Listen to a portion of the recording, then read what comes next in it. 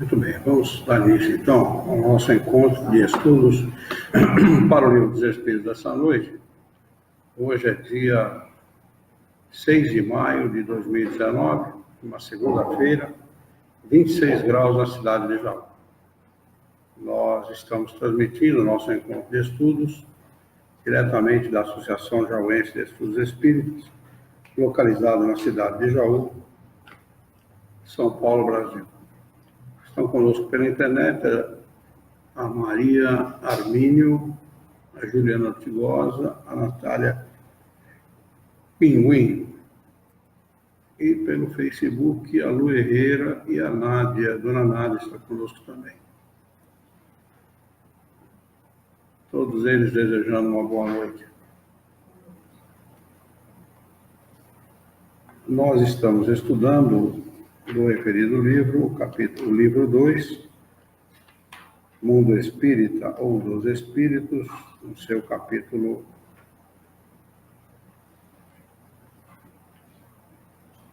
1, dos Espíritos. Livro 2, Mundo Espírita ou dos Espíritos, capítulo 1, dos Espíritos, na questão 128. O item é Anjos e Demônios.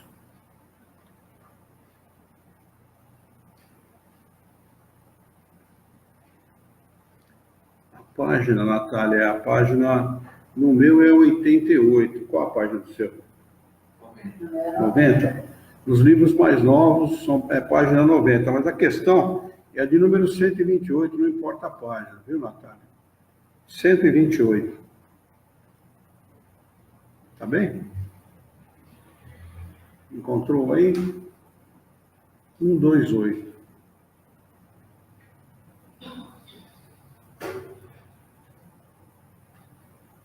Muito bem. Na questão de número 128, Kardec vai perguntar para os espíritos superiores o seguinte: os seres que chamamos anjos, arcanjos, serafins, formam uma categoria especial de natureza diferente da dos outros espíritos? Resposta: não. São espíritos puros.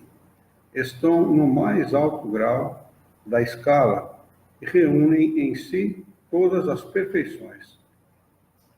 Kardec acrescenta a seguinte explicação.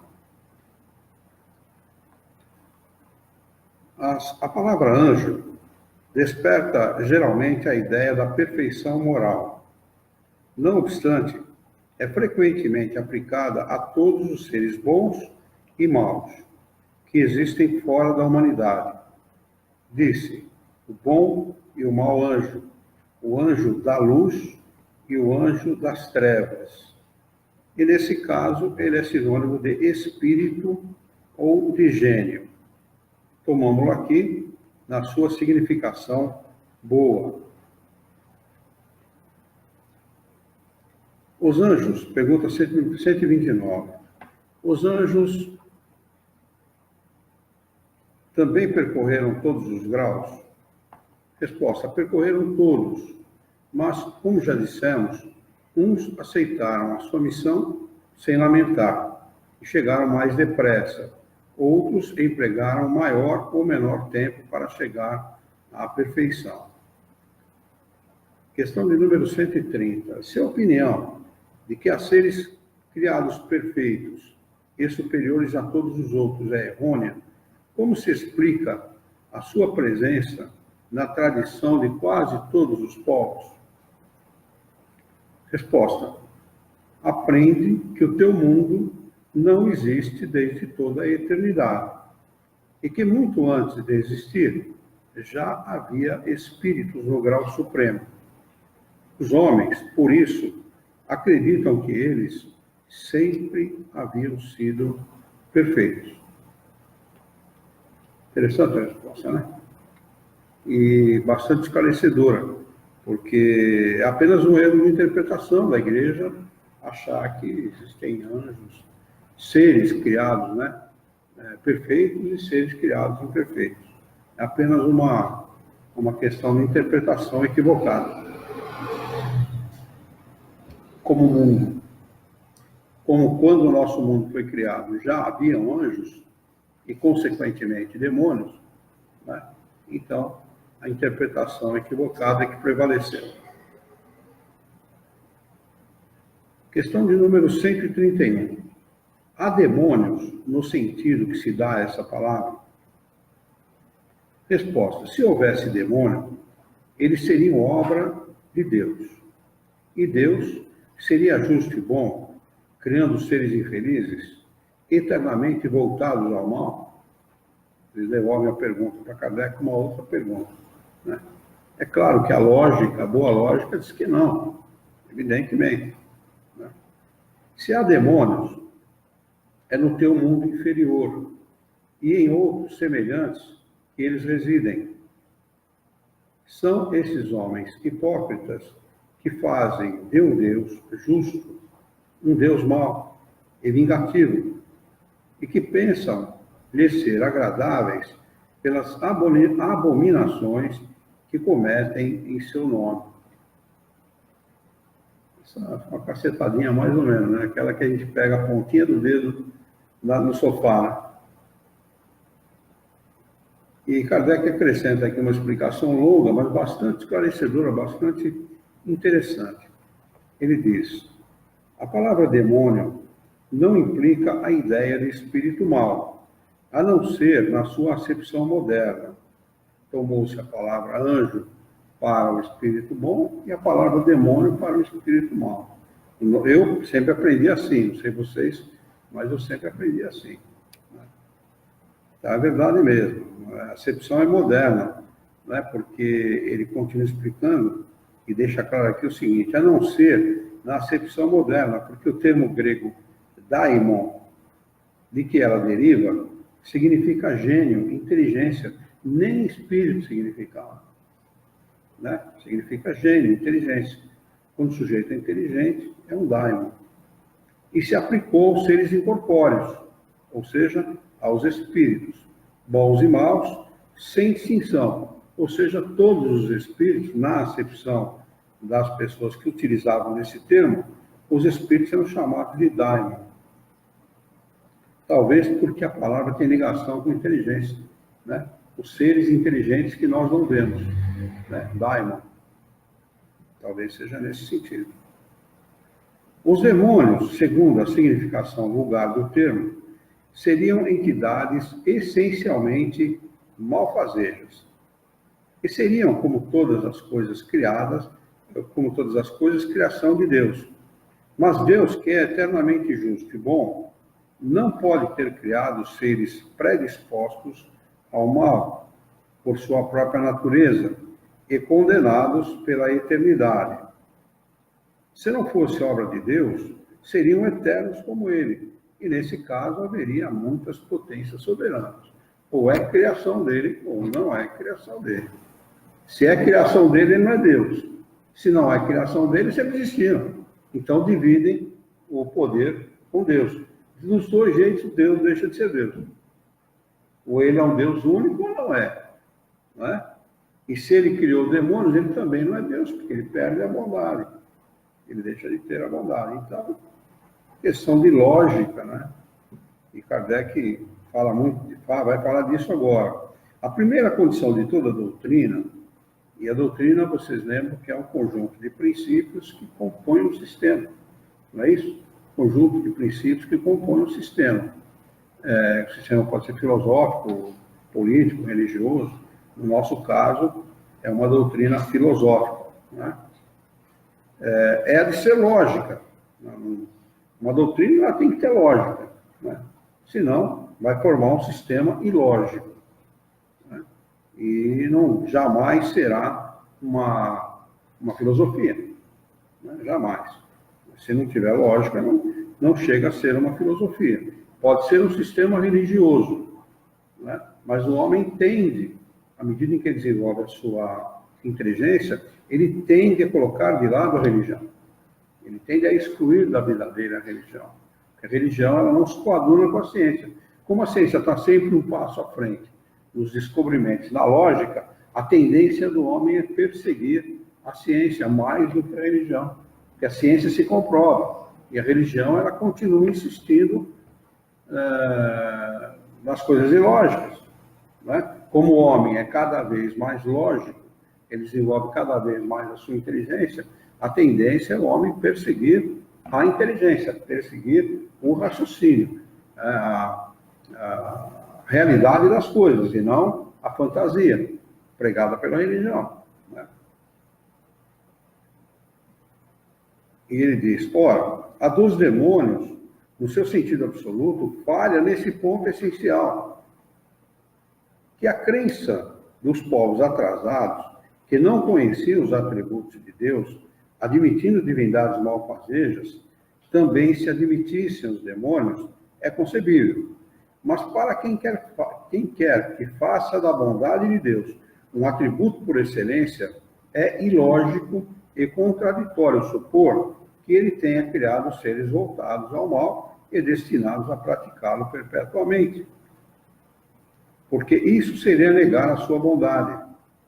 Os partidários do demônio se apoiam na palavra do Cristo, e não seremos nós que iremos contestar a autoridade dos seus ensinamentos, dos seus ensinos, que desejaríamos ver mais no coração que na boca dos homens. Mas estariam bem certos daquilo que ele atribuía à palavra do sentido, desculpe, bem certos do sentido que ele atribuía à palavra demônio? Não se sabe que a forma alegórica é uma das características da sua linguagem? Tudo o que o Evangelho contém deve ser tomado ao pé da letra? Não queremos outra prova, além desta passagem. Abre aspas, palavras de Jesus. Logo após esses dias de aflição, o sol se obscurecerá, e a lua não dará mais a sua luz. As estrelas cairão do céu, e as potências celestes serão abaladas. Em verdade vos digo que esta geração não passará antes que todas essas coisas se cumpram.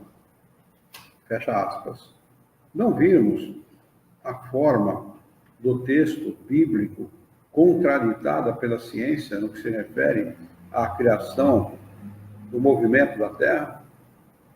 Não pode acontecer o mesmo com certas figuras empregadas pelo Cristo, que deveria falar de acordo com o tempo e a região em que se achava? O Cristo não poderia ter dito conscientemente uma falsidade. Se, portanto, nessas palavras há coisas que parecem chocar a razão, é que não as compreendemos ou que as interpretamos mal. Os homens fizeram com que os demônios o mesmo que com os anjos, da mesma maneira que acreditavam na existência de seres perfeitos desde toda a eternidade, tomaram também os espíritos inferiores por seres perpetuamente maus. A palavra demônio deve, portanto, ser entendida como referente aos espíritos impuros, que frequentemente não são melhores que os designados por esse nome, mas com a diferença de ser o seu estado, apenas transitório, ou seja, passageiro, temporário. São esses os espíritos imperfeitos, que protestam contra as suas provações e por isso as sofrem por mais tempo, mas chegarão, por sua vez, à perfeição quando se dispuserem a tanto. Poderíamos aceitar a palavra demônio com esta restrição, mas, como ela é agora entendida num sentido exclusivo, poderia induzir em erro, dando margem à crença na existência de seres criados especialmente para o mal. A propósito de Satanás, é evidente que se trata da personificação do mal, sob uma forma alegórica, porque não se poderia admitir um ser maligno lutando de igual para igual com a divindade, e cuja única preocupação seria a de contrariar os seus desígnios. Como o homem necessita de imagens e figuras para impressionar a sua imaginação, pintou os seres incorpóreos com formas materiais, dotadas de atributos que lembram as suas qualidades ou os seus defeitos. Asinha para anjo e chifrinho para demônio. Alegoria, pura e simples, quer dizer, como criança, né? Você cria desenho que chama bastante atenção, né, da criança, com formas diferentes e tal, e a criança se entretém com aquilo. Né? E o propósito é esse mesmo, entreter a criança enquanto ela não desenvolve a sua personalidade, sua inteligência e tal. Por isso que fizeram o que permitiu Deus, né, acontecesse com os homens até então, até agora, ou até o advento da doutrina espírita.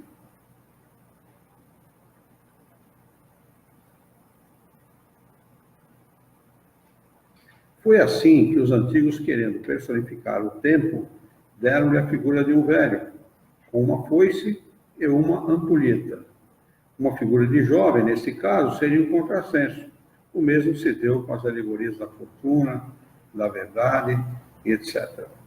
Os modernos representam os anjos, os espíritos puros, numa figura radiosa, com asas brancas, símbolo da pureza, e Satanás com chifres, garras e os atributos da bestialidade, símbolo das paixões. O vulgo, que toma as coisas ao pé da letra, viu nesses símbolos entidades reais, como outrora tinha visto Saturno na alegoria do tempo. Alguma dúvida a respeito?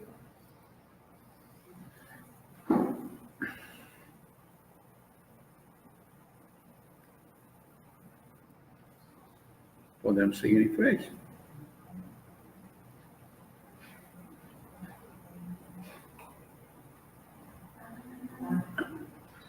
Vamos lá. Capítulo 2, Encarnação dos Espíritos. Item 1, finalidade da encarnação. Questão 132. Essa questão sempre me chamou muita atenção, porque é uma questão que toca de perto e nos dá, assim, uma dimensão bastante grande do porquê da vida, do porquê da nossa existência. E a pergunta de Kardec aos espíritos superiores é: qual é a finalidade da encarnação dos espíritos? Se ele perguntasse qual é o sentido da vida, seria o mesmo, né? Não seria? Mas só que, como ele está falando de doutrina espírita, ele pergunta qual a finalidade da encarnação. Porque o sentido da vida seria uma extensão muito mais ampla, né? Porque vida, com corpo ou sem corpo, nós estamos na vida. Então, ele pergunta especificamente sobre a encarnação, que é o momento onde o espírito se encara as vicissitudes da vida, as atribulações. Aliás, da vida não, da sua existência, desculpa. E os espíritos respondem: Deus a impõe com o fim de levá-los à perfeição. Para uns é uma expiação, para outros uma missão. Mas para chegar a essa perfeição, eles devem sofrer todas as vicissitudes. Vicissitudes são dificuldades, circunstâncias contrárias e desfavoráveis, atribulações, situação desagradável, aflições intermitentes. Isso que significa vicissitudes. Aquilo que a gente tem aqui na Terra, gratuitamente. Não precisa nem perguntar, nem pedir, que elas vêm, elas chegam.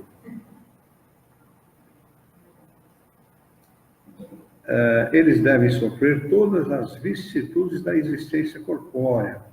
Nisto é que está a expiação. A encarnação tem ainda outra finalidade, que é a de pôr o espírito em condições de enfrentar a sua parte na obra da criação. É para executá-la que ele toma um aparelho em cada mundo, um corpo.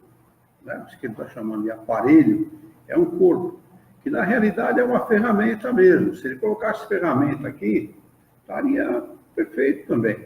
Não é? É que, como é complexo, o aparelho dá mais essa ideia, né, da complexidade do corpo. Né? Mas é exatamente isso, né? São duas coisas, eles deixam aqui bem claro, que são duas coisas distintas. O corpo é uma coisa, é um aparelho, é uma ferramenta da qual o espírito se utiliza para encarnar nesse mundo. O espírito é uma outra coisa totalmente independente deste aparelho. Ele só utiliza em cada mundo que ele for encarnar. E ele diz assim, é para executá-la, ou seja, na frase anterior disso, a encarnação tem ainda outra finalidade, que há de pôr o espírito em condições de enfrentar a sua parte na obra da criação. Ou seja, nós somos pouco importantes, né? O cara escreve no caminhão dele assim, eu não sou dono do mundo, mas sou filho do dono. Tá certo, cara, não tá? Muito mais certo do que ele mesmo pode imaginar. Porque é exatamente isso que ele está dizendo aqui. Ó. A encarnação tem ainda outra finalidade. Não é só a finalidade do espírito passar pelas suas provas, pelas suas expiações, que causam atribulações, dificuldades, contradições desfavoráveis, né? Contrárias, desfavoráveis, atribulações. Não é só isso. É também para o espírito enfrentar e fazer parte na obra da criação. E ele diz, é para executá-la, ou seja, para executar essa tarefa de fazer parte da obra, na obra da criação, que ele toma um corpo, um aparelho em cada mundo, em harmonia com a matéria essencial do mesmo, a fim de nele cumprir, daquele ponto de vista, as ordens de Deus. E dessa maneira, concorrendo para a obra geral, também progredir. Não adianta a gente negar, né? Nós trabalhamos em favor uns dos outros, ainda que nós não queiramos. Ainda que o sujeito não queira, não quero beneficiar ninguém, não, você vai beneficiar. Porque o seu trabalho no mundo, seja ele qual for, é esse. É o de beneficiar o seu próximo. De uma maneira ou de outra. Não é? O homem está aqui para isso, com essa finalidade. Acho muito extraordinária essa segunda parte. A resposta toda é extraordinária, né? Nos dá uma dimensão assim, da grandeza, da importância da encarnação. Mas essa segunda parte da resposta, ela nos coloca de joelhos diante da bondade e da misericórdia de Deus, que nos dá essa oportunidade, né, de vir a um mundo como esse, embora as pessoas o maldigam, entendam errado, né, não se utilizem de todas as possibilidades para evoluir, mas nos dá essa possibilidade de vir, cumprir, fazer parte da obra da criação e contribuir para o bem geral. E Kardec acrescenta, a ação dos seres corpóreos é necessária à marcha do universo. Mas Deus, na sua sabedoria, quis que eles tivessem, nessa mesma ação, um meio de progredir e de se aproximarem dele. É assim que, por uma lei admirável da sua providência, tudo se encadeia, tudo é solidário na natureza. E é solidário mesmo, né? Uma mãe, muitas vezes, dá à luz a um inimigo. Um pai trabalha por um inimigo, que ele não sabe, é claro, né? Mas se está encarnando ali um inimigo dos dois, do pai e da mãe, a mãe lhe dá à luz, muitas vezes até à custa da própria saúde, e o pai trabalha imensamente, intensamente, para poder alimentar, prover aquilo que é necessário. Olha como tudo realmente se encadeia, né? Nós temos que... Você pode não querer beneficiar uma pessoa numa encarnação, mas na próxima ou na outra, ou numa das encarnações, você vai ser, pela lei de causa e consequência, vai ter que beneficiar aquela pessoa. Quer queira, quer não queira. Tudo se encadeia, tudo é solidário, né? As coisas são solidárias entre si. Os espíritos são solidários entre si. Por isso que a encarnação tem esse fator do esquecimento, não é? O espírito colabora com a lei de Deus, com a obra geral, né? Com o equilíbrio do universo, né? E trabalha para a ascensão, para a melhoria do universo, e ele tem que ser solidário a todos os outros espíritos, independentemente da sua vontade, independentemente daquilo que ele pense a respeito dessas coisas. Questão 133. Deixa eu ver se tem alguma pergunta aqui, porque normalmente isso aqui suscita, às vezes, alguma pergunta. Se alguém tiver, coloque aí que a gente... Ou então pensem nela, leiam mais algumas vezes, e se tiver alguma dúvida, perguntem. Questão 133. Pergunta de Kardec aos espíritos superiores. Os espíritos que, desde o princípio, seguiram o caminho do bem, têm necessidade da encarnação? Resposta. Todos são criados simples e ignorantes, e se instruem através das lutas e tribulações da vida corporal.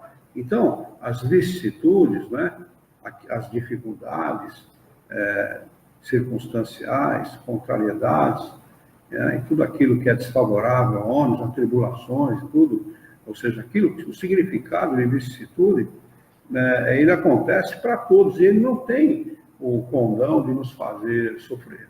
O sofrimento na encarnação, ele acontece em função da nossa ignorância, né?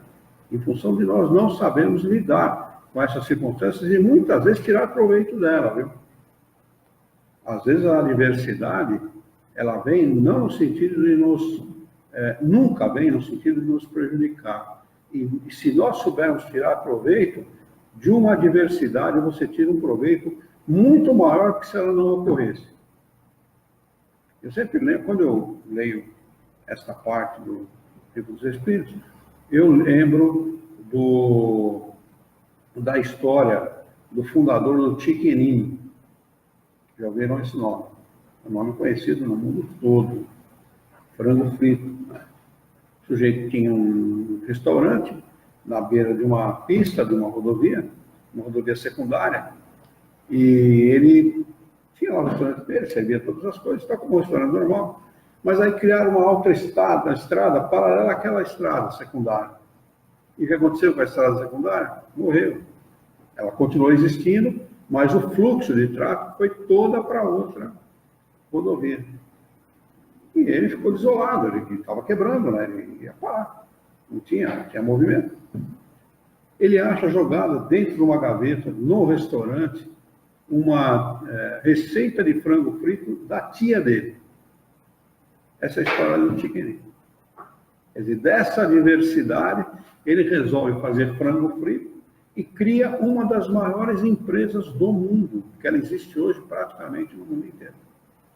Olha o que é a diversidade, né? Que muitas vezes nós consideramos uma coisa ruim, né? Não é não, às vezes é oportunidade.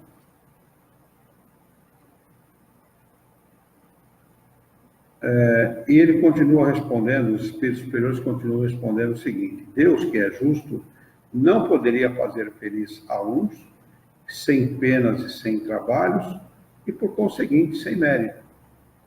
O mérito está, então, no trabalho, não necessariamente nas vicissitudes, mas no trabalho.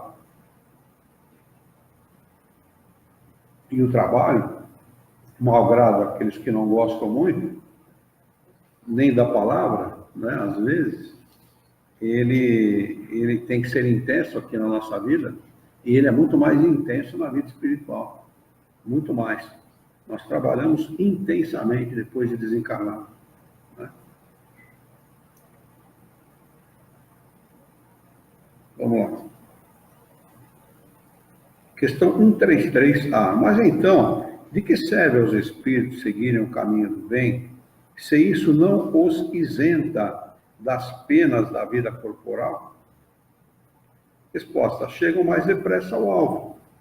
Além disso, as penas da vida são frequentemente a consequência da imperfeição do espírito.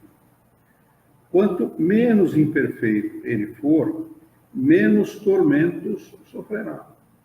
Então, fica mais do que claro aqui que a consequência direta da nossa ignorância é o sofrimento. E a consequência direta da felicidade é o conhecimento. Né? Com conhecimento se erra menos. Com conhecimento o homem fica menos emocional, decide menos as coisas pelo seu estado emocional e mais pela razão. Ele vive mais pela razão. Então ele erra menos. Né? Quanto menos imperfeito ele for, menos tormentos sofrerá. Aquele que não for invejoso, nem ciumento, nem avarento ou ambicioso, não passará pelos tormentos que se originam desses defeitos. E ele falou dos bons defeitos. Né? Tem os maus. Né? Aqui é só os bons. A inveja, o ciúme, a avareza, a ambição. Né? Tem defeito aqui muito pior do que esse. Item 2, da alma. Ficou claro para todos que nós acabamos de estudar? O Flávio acabou de entrar. Bem-vindo, viu, Flávio? Muito bem, vamos lá. Da alma. Questão 134. O que é a alma? Resposta: um espírito encarnado. Então, toda vez que nós lermos na obra de Kardec ou na resposta dos espíritos a palavra alma, eles vão estar se referindo a um espírito encarnado. Questão 134A. Está frio, Gonçalo?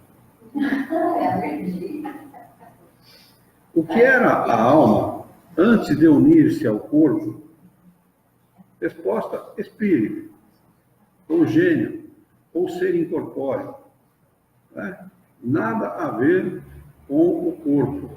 Nada, absolutamente nada. Questão 134b. As almas e os espíritos são, portanto, uma e a mesma coisa? Resposta: sim.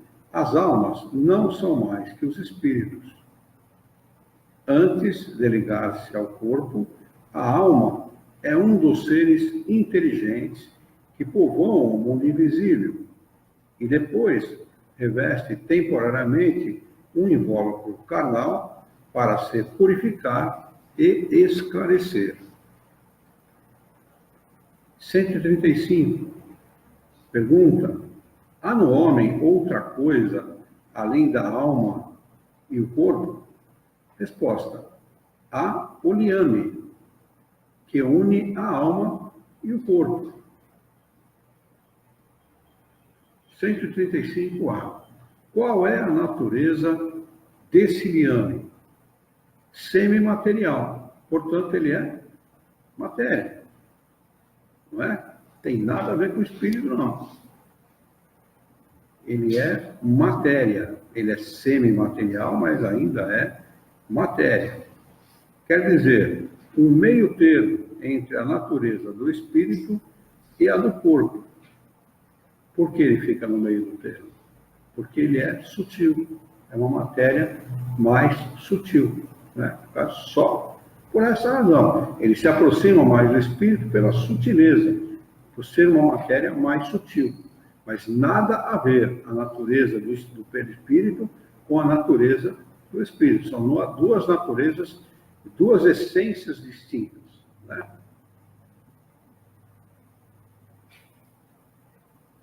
E eles continuam respondendo: é isso necessário para que eles possam comunicar-se. É por meio desse liame que o espírito age sobre a matéria e vice-versa. Acrescenta Kardec a seguinte explicação: o homem é assim formado de 3 partes essenciais. Primeiro, o corpo, ou ser material, semelhante a dos animais, e animados pelo mesmo princípio vital, ou fluido vital. Não é? 2. A alma, espírito encarnado, do qual o corpo é a habitação. Terceiro, o espírito, o perispírito, princípio intermediário, substância semimaterial, que serve de primeiro envoltório ao espírito e une a alma ao corpo. Tais são, num fruto, a semente, a polpa e a casca. Apenas para dar uma ideia didática do significado, porque o espírito não está dentro de nenhum deles. Ele é um ser totalmente independente, ele não está dentro do perispírito. Não é? O perispírito não é propriamente um corpo, como é o corpo físico. Não é? É apenas uma ligação entre corpo e espírito. Não é? Que quando ele fala aqui em semente, polpa e casca, a semente está lá dentro. A polpa é intermediária e a casca fecha. Não é? Mas isso é apenas didático, só para dizer que são três coisas independentes. Mas o espírito, se fosse a semente, ele não estaria dentro deste mundo. Apenas para didaticamente dizer que são três coisas distintas. Mas o espírito não está dentro do corpo, muito menos dentro do perispírito, ao contrário. Ele é que se utiliza dos dois, e não os dois que se utilizam dele.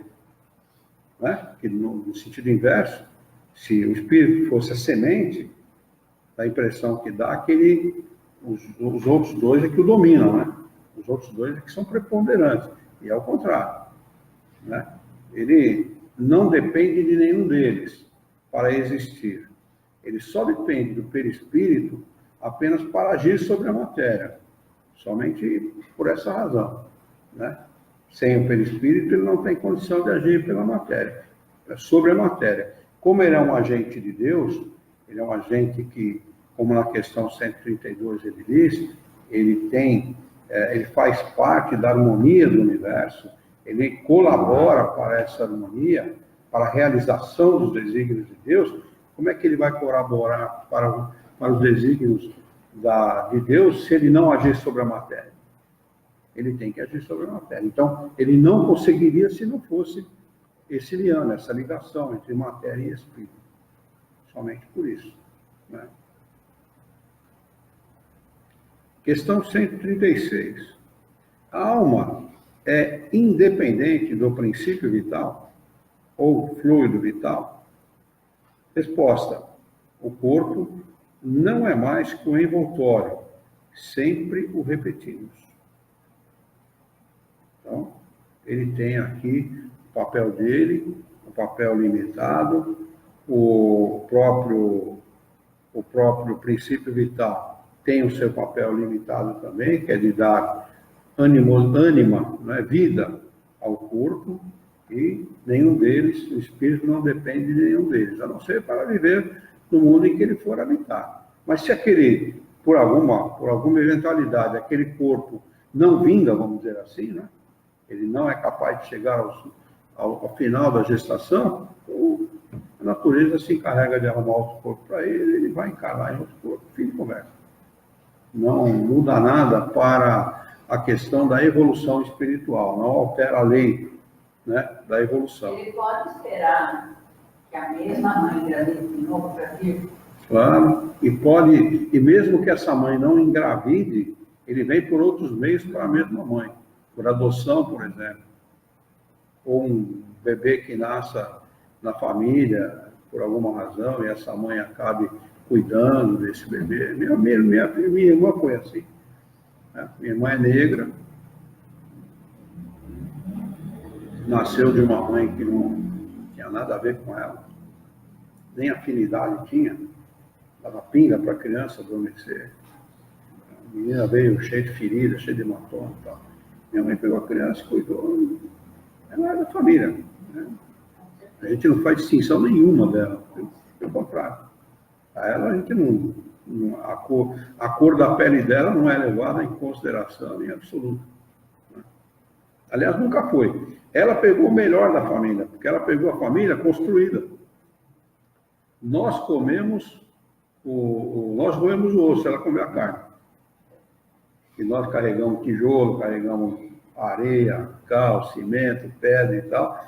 quando ela já chegou, as coisas estavam É. encaminhadas, não precisou comer chuchu da cerca. Vou falar, viu? Muito bem. Deixa eu ver se tem alguma pergunta aqui. Como a gente está em 2 canais, a gente nunca sabe, né? Muito bem. Questão 136A.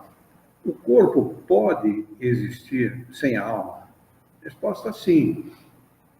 E não obstante, desde que o corpo deixa de viver, a alma o abandona.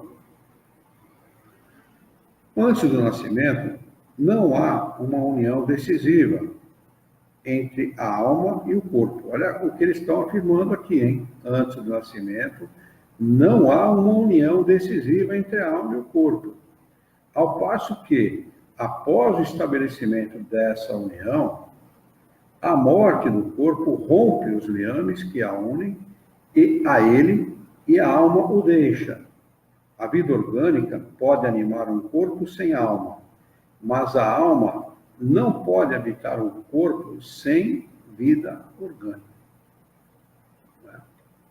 Não há, por exemplo, a possibilidade de haver, como é que chamam esses caras que andam morto-vivo? Como é que chama? Ah, zumbi. Não ingeste, né? Como é que falava o padre Quevedo? Como é que ele falava? Isso não existe. Isso não existe. Questão 137. Não, 136b. O que seria o nosso corpo se não tivesse alma? Ou seja, se não tivesse nele habitando um espírito? A resposta é: uma massa de carne sem inteligência. Tudo o que quiseres, menos um homem. Olha a independência, né? Isso aqui é para deixar claro a independência entre os dois, corpo e espírito. Coisas distintíssimas, não é? O corpo é apenas uma ferramenta, um aparelho que o espírito usa para se manifestar na matéria, encarnado. Apenas isso, não é? E não necessariamente depende dele para qualquer outra coisa. Se não tem um corpo, utiliza outro. Se não for de uma mãe, vai ser de outra. Enfim, se não tiver compromisso com aquela mãe, vai encarnar em outro lugar. Não tem. Ele não depende da matéria para existir. Ele não depende da matéria para fazer a sua evolução. Ele apenas utiliza-se de um corpo formado pela providência divina, não é? Para a sua evolução, mas não necessariamente ele depende única e exclusivamente daquele corpo. Pode utilizar um outro qualquer. E um corpo sem o espírito, ele não é nada. Quer dizer, o espírito é tudo, o corpo não é nada. Um corpo sem espírito é apenas uma massa, sem inteligência.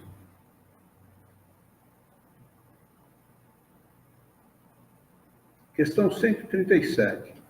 O mesmo espírito pode encarnar-se uma vez em 2 corpos diferentes? Resposta: não. O espírito é indivisível e não pode animar simultaneamente 2 criaturas diferentes. Ele pede para a gente ver o Livro dos Espíritos, no capítulo Bicorporiedade e Transfiguração. Dos médios, desculpa. Livro dos Médios, quando ele vai explicar a bicorporiedade, né? Ele explica que não há 2 espíritos ali. O que há é a expansão do perispírito e aquele espírito se materializa em outro lugar, faz o que tem que fazer e retorna para o corpo. E a questão da bicorporiedade era entendida dessa forma. Podiam haver ali 2 espíritos, né? Quando não há, é apenas a expansão do perispírito. Questão de número 138. Que pensar da opinião dos que consideram a alma como o princípio da vida material? Resposta: simples questão de palavras, com a qual nada temos. Começai por vos entenderdes. Ou seja, a gente não tem nada com isso. Arruma um termo para vocês poderem se entender, para poder explicar, porque o problema é de vocês. Se viram. Questão 139. Alguns espíritos, e antes deles alguns filósofos, assim definiram a alma, uma centelha anímica emanada do grande todo. Por que essa contradição? Resposta: não há contradição. Tudo depende do significado das palavras. Por que não tens uma palavra para cada coisa? Resposta: acrescenta Kardec a seguinte explicação. A palavra alma é empregada para exprimir as coisas mais diferentes. Uns chamam alma ao princípio da vida, e nessa concepção é exato dizer, e nessa acepção é exato dizer figuradamente que a alma é uma centelha anímica emanada do grande todo. Essas últimas palavras se referem à fonte universal do princípio vital. Então, o grande todo não seria Deus, mas sim o fluido, né? De onde emana o fluido vital para dar vida ao corpo. Entenderam o que Kardec está tentando explicar?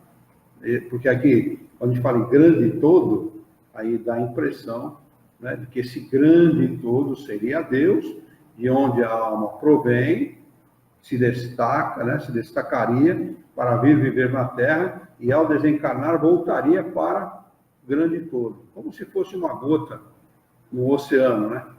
Deixa de pertencer para o oceano, depois voltaria para o mesmo oceano. E não é isso.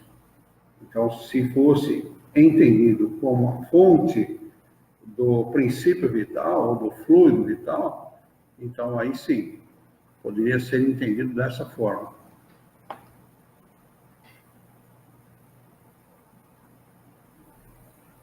Essas últimas palavras se referem à fonte universal do princípio vital, em que cada ser absorve uma porção que devolve ao todo após a morte.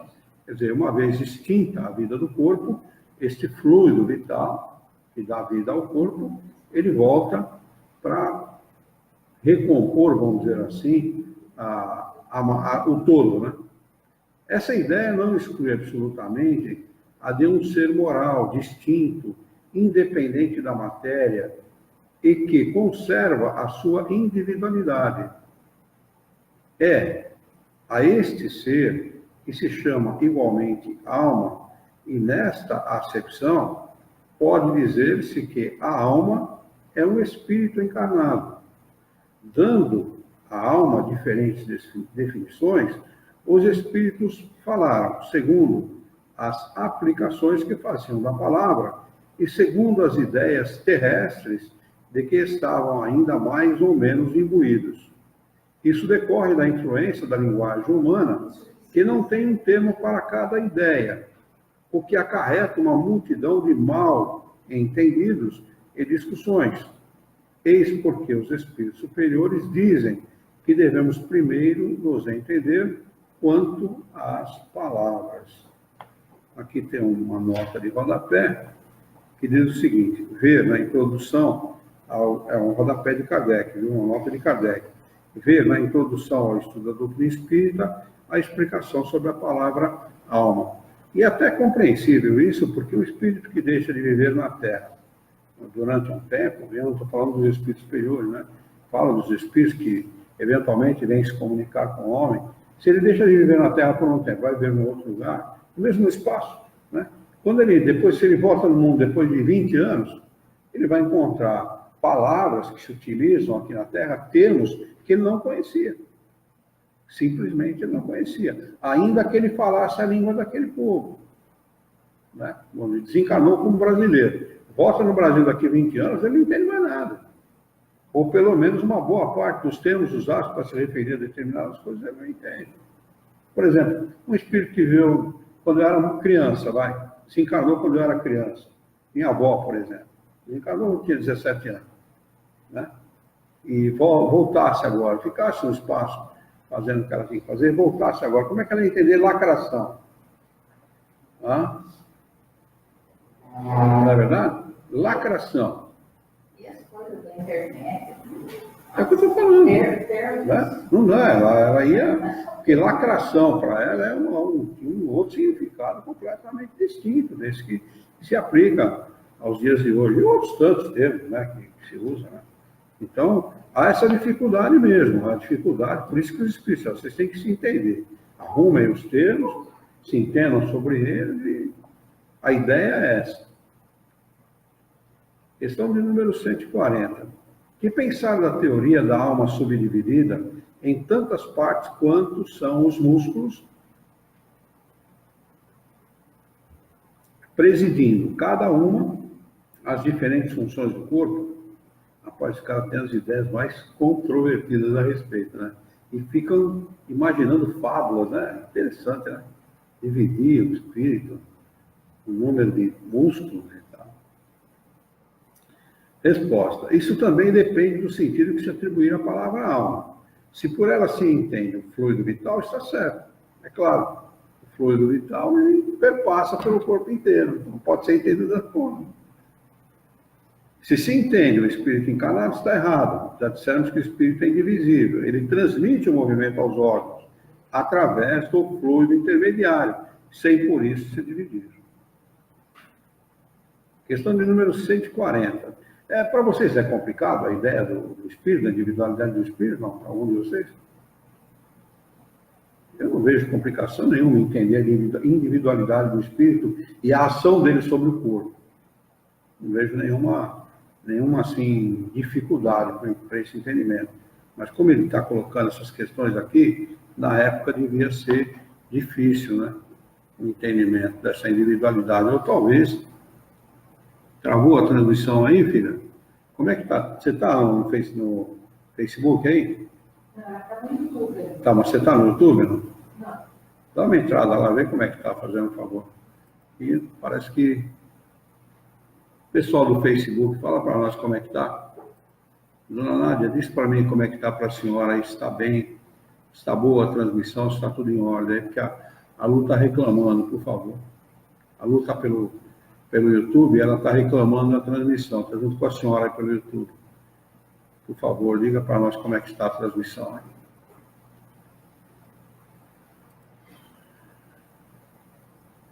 Ninguém se manifestou até agora, mas vamos lá.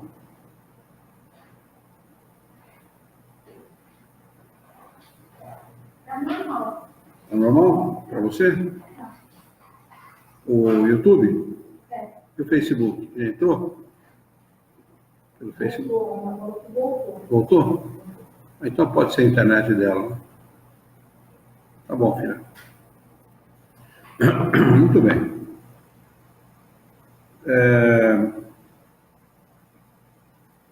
A questão 140 é a que complementa a anterior. Ele diz o seguinte: não obstante, há espíritos que deram esta definição. Quer dizer, isso prova que os espíritos não têm. A Juliana Ortigosa disse que o fez está ok. Os espíritos realmente não têm, são todos que têm conhecimento. Né? E os espíritos superiores respondem para Kardec o seguinte: os espíritos ignorantes podem tomar o efeito pela causa.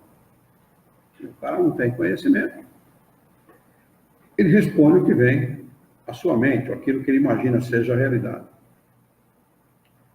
Acrescenta Kardec que a alma age por meio dos órgãos, e esses são animados pelo fluido vital, que se reparte entre eles, e com mais abundância nos que são os centros ou focos de movimento.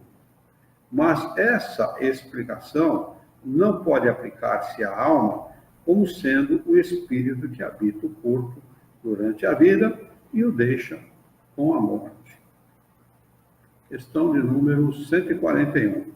Há qualquer coisa de certo na opinião dos que pensam que a alma é externa e envolve o corpo, resposta dos espíritos superiores.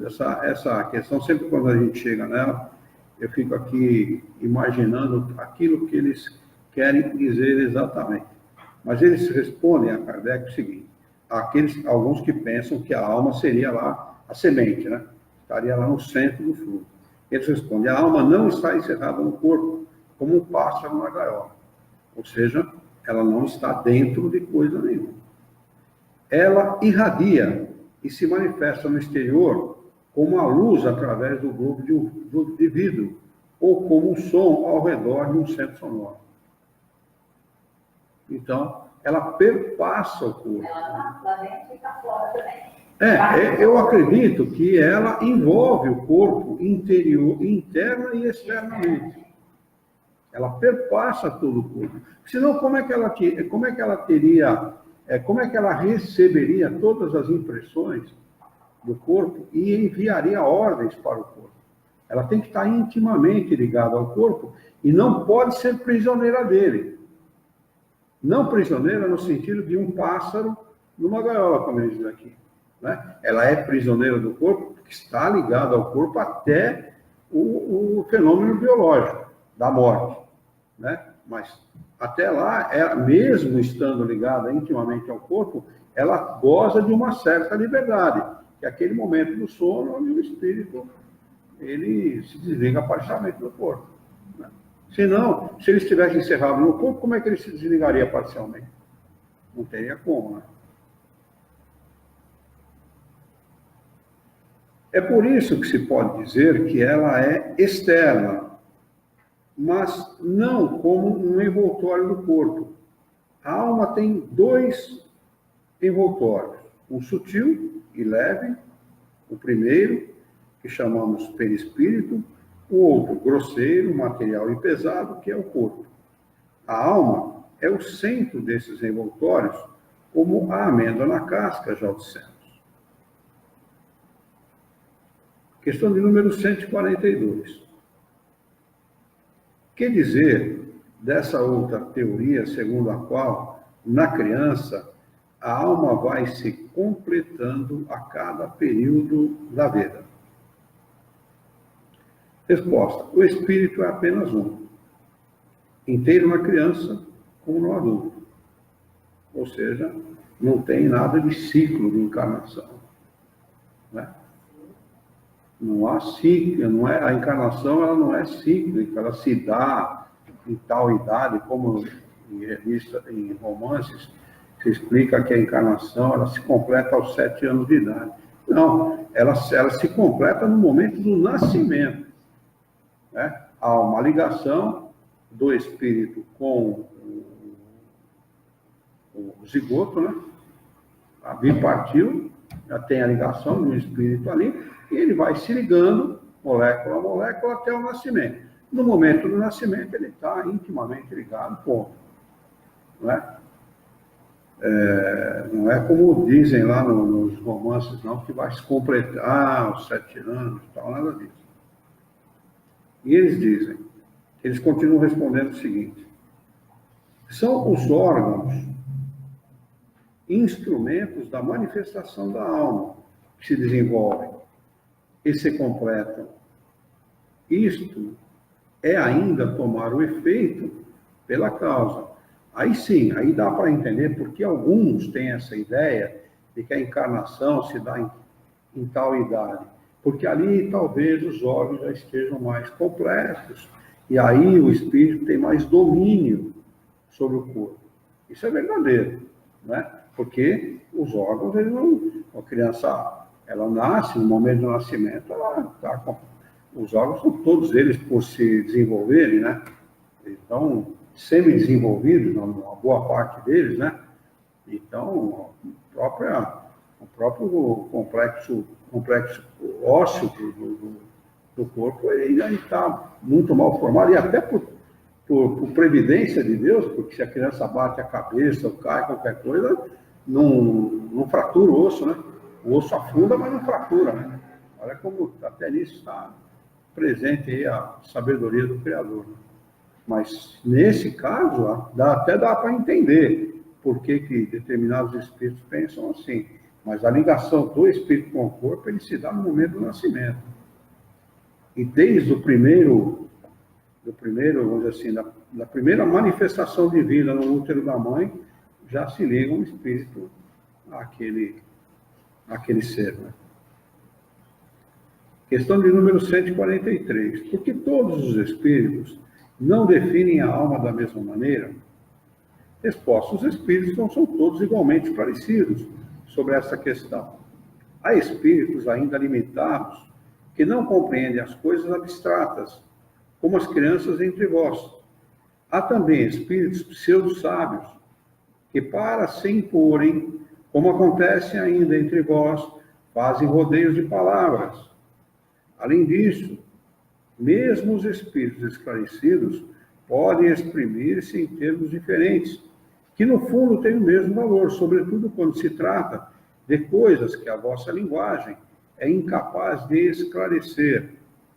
Há, então, necessidade de figuras de comparação que tomais pela realidade. Esse é o nosso grande problema, né?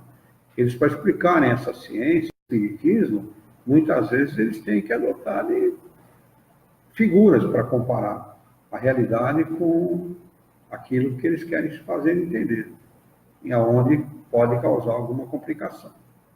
Mas os pseudo-sábios, os ignorantes, esses são problemas. Eles imaginam saber mais do que sabem na realidade. Questão de número 144. O que se deve entender por alma no mundo?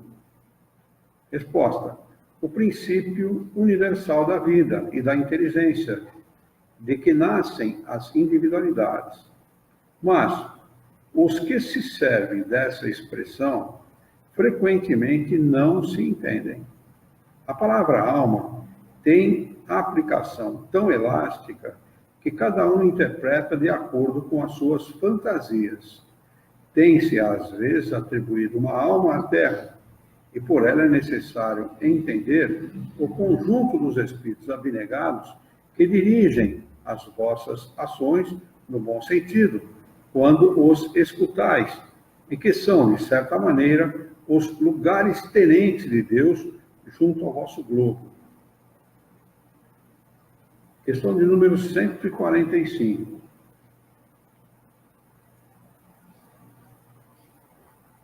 Como é que tantos filósofos, antigos e modernos, têm longamente discutido sobre a ciência psicológica sem chegar à verdade? Ciência psicológica, eu disse. Sem chegar à verdade? Resposta: esses homens eram os precursores da doutrina espírita eterna e prepararam o caminho. Eram homens que puderam enganar-se, porque tomaram pela luz as suas próprias ideias. Mas os seus mesmos erros, através dos prós e contras das suas doutrinas, servem para evidenciar a verdade. Aliás, entre esses erros se encontram grandes verdades, que um estudo comparativo vos fará compreender. Questão de número 146. A alma tem no corpo uma sede determinada e circunscrita? Resposta: não. Mas ela se situa mais particularmente na cabeça, entre os grandes gênios e todos aqueles que usam bastante o pensamento, e no coração dos que se sentem bastante dedicados, que se sentem bastante dedicando todas as suas ações à humanidade. Questão de número 146. Que pensar da opinião dos que situam a alma num centro vital? Resposta: que o espírito se encontra de preferência nessa parte do vosso corpo, que é o ponto a que se dirigem todas as sensações. Os que situam naquilo que consideram como centro da vitalidade, a confundem com o fluido e o princípio vital. Ele está falando aqui dos centros de força, né, dos chakras do hinduísmo, né, e fazendo confusão, né? Existem talvez pontos no corpo onde esse fluido seja mais intenso, mais localizado, mas não ali sejam evidentemente centros de força. É claro, se o cara usa muito a cabeça, onde ele vai concentrar a vitalidade dele? Na cabeça, ele usa muito, né? Não obstante, pode-se dizer que a sede da alma se encontra mais particularmente nos órgãos que servem para as manifestações intelectuais e morais. Vamos anotar aqui o item 3, materialismo, com a data de hoje. Hoje é dia 6/5/19.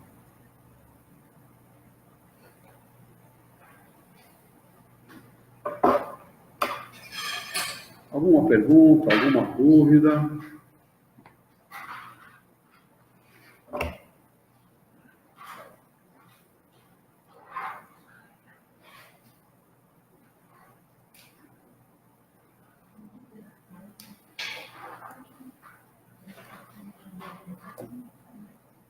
Podemos encerrar, então? Vamos elevar o nosso pensamento? Vamos mentalizar a figura excelsa e amiga de Jesus, nosso mestre, nosso modelo e guia da humanidade. E juntos com Jesus vamos nos dirigir ao Criador, ao Senhor da vida, fonte inesgotável de paz, de amor, de bondade, misericórdia e justiça, para agradecê-lo muito pela oportunidade de aqui estarmos reunidos em seu nome para discutirmos as questões propostas pelo Livro dos Espíritos dessa noite. Queira o vosso amor, a vossa bondade, a vossa misericórdia, que tenhamos bom ânimo, coragem, determinação, ideias renovadas, alegria de viver e muito entusiasmo para que nós possamos trabalhar, sermos úteis à sociedade em que vivemos e, dessa forma, dignificar a vida. Ajuda-nos ainda, Senhor, a honrá-la por um profundo e sincero respeito pelo nosso próximo. Em teu nome, em nome de Jesus, em nome dos bons espíritos, em nome do nosso diretor espiritual e de toda a sua equipe, nós declaramos encerrado o nosso encontro de estudos esta noite, e que assim seja.